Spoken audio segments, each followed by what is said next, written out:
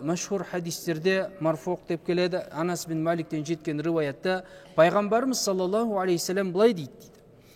Әрбір үйге дейді, яғни әркімнің үйіне деген сөз, есігінің алдына күніне 5 рет өлім періштесі келіп тұрады дейді. 5 рет. Егер адамның дәм тұзы таусылса, сол кезде, яғни ажал жететін болса, оған Алла субхану ва тағала өлімнің жанталасын, яғни сәкратул маут, өлімнің мастығын жібереді. Оның басына қайғы түседі, сонымен жаны шығады. Одан кейін оның туған туыстары шаштарын жұлып, беттерін ұрады. Және де өздері сондай дауыс көтеріп қарғыс тілейді дейді. Сонда өлім періштесі сендерге қасірет болсын, бұл сабырсыздықтарың не өзі? Неге бұлай сабырсыздық етесіңдер?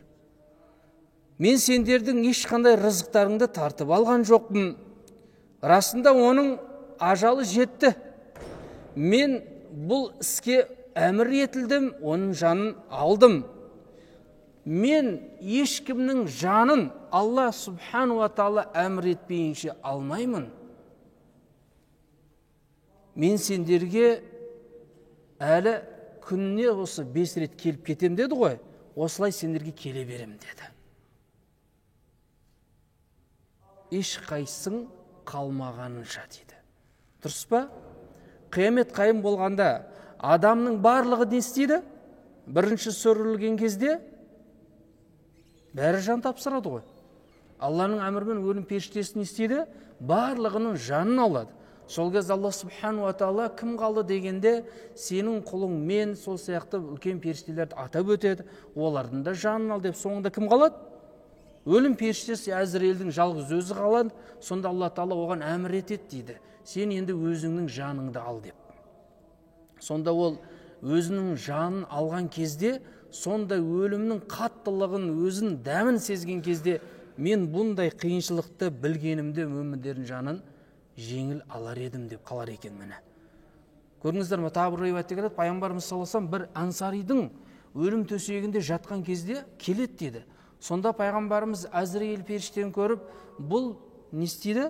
Бұл менің асхабтарым, яғни ол мүмін, оның жанын жеңіл ал дейді ғой. Сонда өлім періштесінің айтқан сөзі: «Уа Мұхаммад саллаллаху алейхи вассалам, көңілің жай тапсын, мен мүміндерге мейірімді кетіп олардың жандарын жеңіл аламын.